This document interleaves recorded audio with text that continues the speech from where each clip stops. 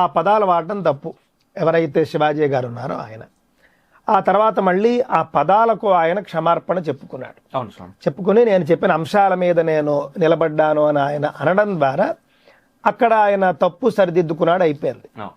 ఆయన చెప్పినటువంటి అంశాలు ఏవైతే ఉన్నాయో దానిని అత్యధికం జనాభా నేను చూసినప్పుడు అత్యధికంగా ఆమోదించారు.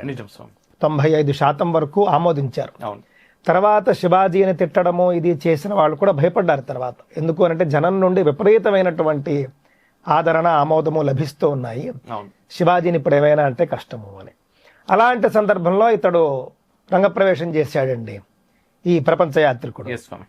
రంగప్రవేశం చేసి శివాజీ గారిని చాలా దారుణమైనటువంటి దుర్భాషలు ఆడాడు. చాలా దారుణం. నేను మొదట ఒకరోజు హఠాత్తుగా నేను చూసినప్పుడు ఇతను శివాజీ గారిని తిడుతున్నటువంటి తిట్లన్నీ విన్నారన్నమాట అండి. విన్నప్పుడు ఈ శివాజీ అని నాకు అసలు దృష్టిలో లేదు. ఇదేమిటి ఛత్రపతి శివాజీని ఇన్ని మాట్లాడుతున్నాడు ఈయన అని చెప్పేసి అనిపించింది.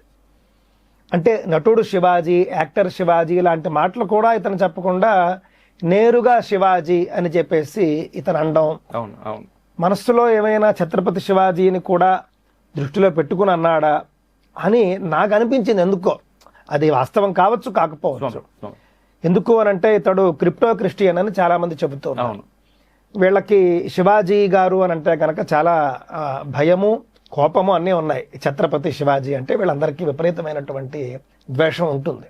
ఎందుకు అని అంటే సనాతన ధర్మాన్ని ఆయన నిలిపినటువంటి ఆ యొక్క స్థితి అలాంటిది, మామూలు విషయం కాదు అది. నిజం.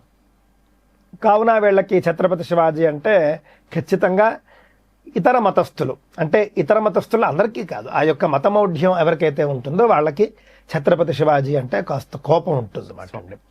అసలు ఇంకా మేము పూర్తిగా సనాతన ధర్మాన్ని నిర్మూలించేసి పూర్తి క్రైస్తవ దేశంగా మార్చేస్తున్నాము అనేటటువంటి ఒక ఉద్దేశంతో ఉన్నప్పటికీ ఛత్రపతి శివాజీ చేయనివ్వలేదు.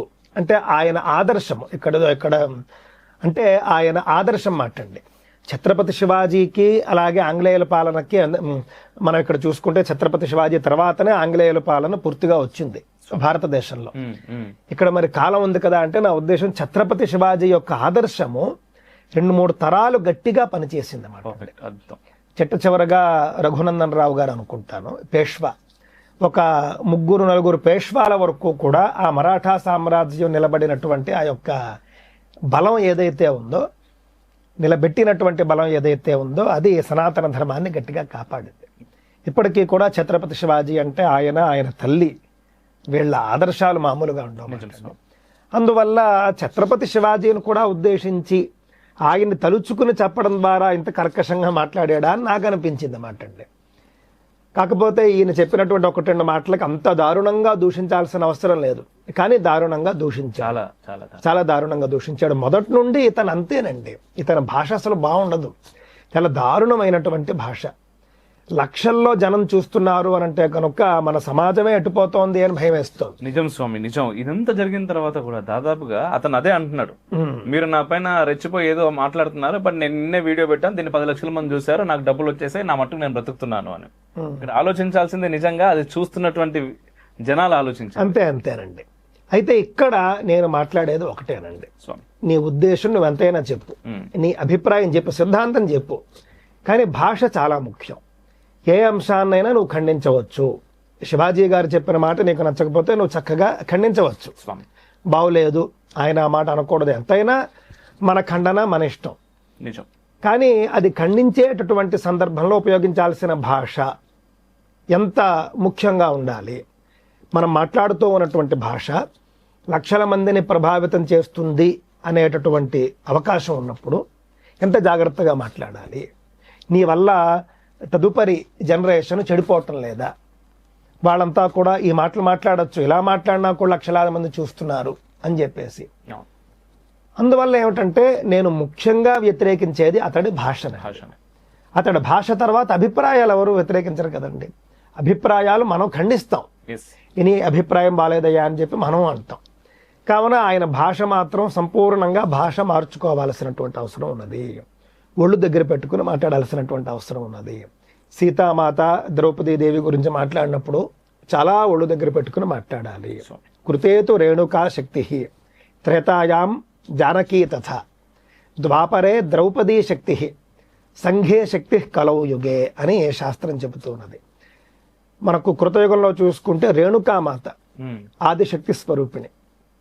ఆ తర్వాత త్రేతాయుగంలో సీతామాత ఆదిశక్తి స్వరూపం.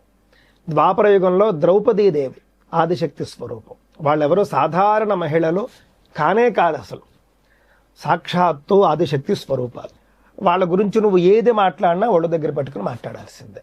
వాళ్ళని ఏదో చేయబోయారు అదంతా కూడా చెప్పవలసిన విధానం అది కానే కాదు.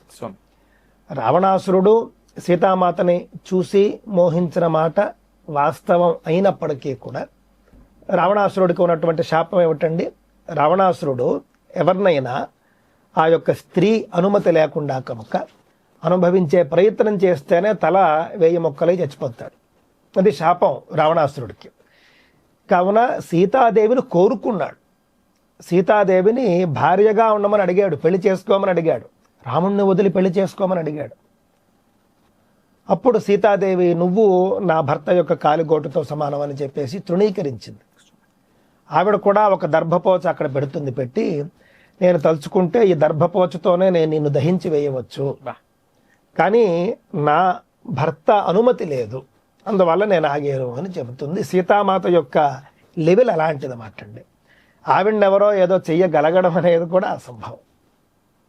అదంతా కూడా అలా జరగాలి కాబట్టి రావణాసురుడి యొక్క సంహారం కోసం అంతవరకు అయినా జరిగింది తప్ప సీతామాత జోలికి వెళ్ళడం అనేది అసలు ఎవ్వరికైనా అసాధ్యమే, దేవతలకైనా అసాధ్యం. ఎందుకంటే ఇంద్రుడు కొడుకు అనుకుంటాను, జయంతుడు అని ఉంటాడు, కాకి రూపంలో వచ్చి సీతామాత కాలి దగ్గర ఎక్కడ చిన్న గాయం చేస్తాడు.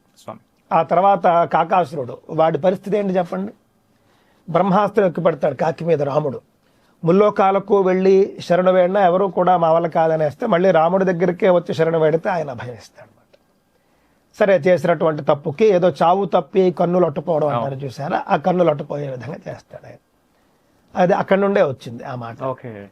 అలాగే మనం చూసుకున్నప్పుడు సీతామాత యొక్క శక్తి అలాంటిది. కాలికి చిన్న గాయం చేస్తేనే రాముడు వదలలేదు, సీతాదేవి జోలికి వస్తే రావణాసురుడిని ఎందుకు వదులుతాడు? అందుకే బంధించాడు కాబట్టి, బంధించి నిర్బంధించి పెళ్లి చేసుకోమని బలవంతం చేస్తూ ఉన్నాడు కాబట్టి ఇంకా చంపాల్సి వచ్చింది అన్నమాట అండి. రావణాసురుడు ఆ విధంగా చంపబడ్డాడు.